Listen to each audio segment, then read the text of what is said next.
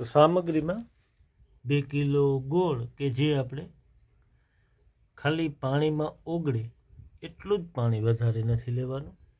અને હવે આપણે અલગ અલગ જે લોટ છે તે બધો ઉમેરશું. એમાં બધા કઠોળ અને બધા અનાજ આવી જાય છે. અને એ પણ એટલો જ ઉમેરશું, પાણી એટલું જ ઉમેરશું કે આની બધાની મસ્ત રાબડી બની જાય. વધારે કંઈ ઉમેરવાની જરૂર નથી, કારણ કે પાણી આપણે ભેજ ઓછો રાખવો છે. હવે એમાં લોટ પડી ગયો ને એમાં જ આપણે રાખ પણ ઉમેરશું. જે રાખ છે એનો મહિમા મોટો છે, તત્વો ઝાઝા છે, ખાસ ઉમેરવાની છે. સબરસ આપણું આ ખાતર એવું બનશે કે બધા એમાં રસ આવી જાય છે. હવે આનું આપણે બરાબર મિશ્રણ કરી લેશું. બધી સામગ્રી આવી ગઈ છે. તો પહેલાં તો આપણે ગોળને છે ને મસ્ત ઓગાળી નાખવાનો છે. એક ગાંગડી પણ હોવી ન જોઈએ.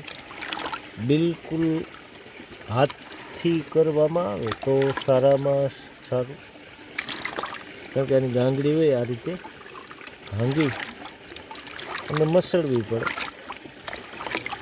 તો યોગ્ય એનો ફાયદો મળતો હોય. અને આપણે જે કઠોળ છે, રાખ છે, એમાં જ આ ઉમેરી દઈશું. બરાબર એને મિશ્રણ કરશું આપણે.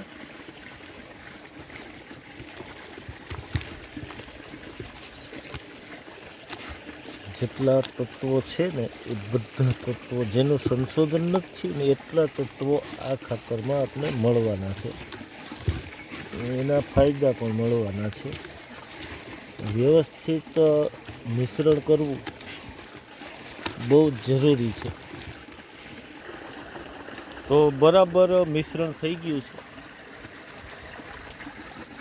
એટલે આપણે આ બધા કઠોળ, અનાજ, ગોળ અને રાખ આવી ગઈ. અને આ જે પથરાશ આગળ તમને વાત કરી, તમામ તત્વો આવી ગયા. અને પછી જે આપણે મેઇન વસ્તુ આમાં વાપરી છે કે આ કુલ 35 પ્રકારની વનસ્પતિ છે. બધાયના નામ લઈશ તો વાર લાગશે, પણ ખેડૂત મિત્રો તમારી આજુબાજુ જે વનસ્પતિ છે, અલગ અલગ એના ટેસ્ટ છે, અલગ અલગ એના બેક્ટેરિયા આપણે ડેવલપ કરવા છે. તો આમાં શું ચાલે તો કે જેટલી સેઢે પાડે વનસ્પતિ હોય અલગ અલગ, એના આપણે 2-5 પાન લેવાના છે. જેટલા ફ્રૂટ હોય, જેટલા બકાલા હોય અને ખડ હોય તો ખડ પણ લેવાના છે. તો આનાથી વડલો, પીપળ તમામ ચાલે. જેટલી વનસ્પતિ અલગ અલગ. હવે મેં કુલ 35 પ્રકારની લીધી છે.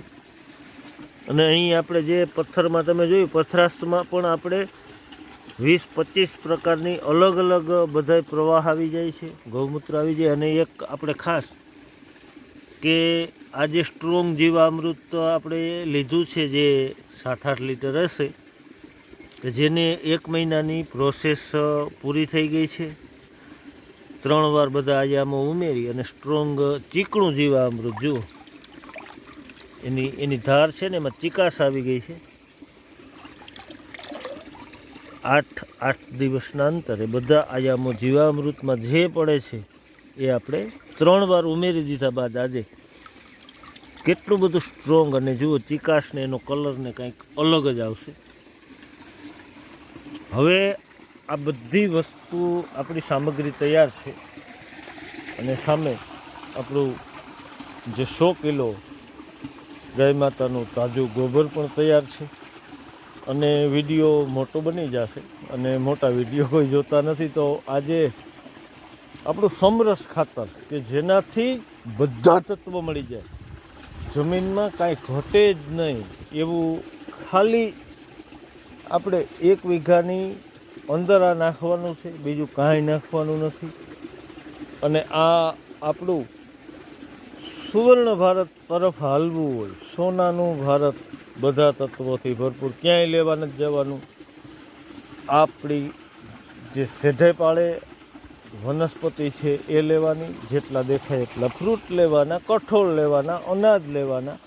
આ બધું થઈ અને આજે કુલ તત્વો મેળવીએ તો 50થી 55 જેવા તત્વો આપણે મળવાના છે. હવે આ સંશોધન વૈજ્ઞાનિકો કરે ને તો ન્યા ન પૂગી શકે ને એવું આ ખાતર બનવાનું છે. હવે આગળ આપણે આ બીજો ભાગ અહીં પૂરો કરી, ત્રીજા ભાગમાં ખાતર બનાવશું. છેક સુધી બનેલા રહેજો. આવા વિડીયો દુર્લભ ક્યાંય નહીં મળે. કોઈ સાચી વસ્તુ ખેડૂતો લગી પુગાડવા માગતા ન હોય કે ખેડૂતો બનાવતા માગતા ન હોય, પરંતુ બહુ કિંમતી અને બધા પોષક તત્વોથી ભરપૂર એવું આ ખાતર બનવાનું છે. તો આ બીજો ભાગ અહીં પૂરો કરી અને ત્રીજો ભાગ જરૂર જોજો. જય હિન્દ, જય કિસાન.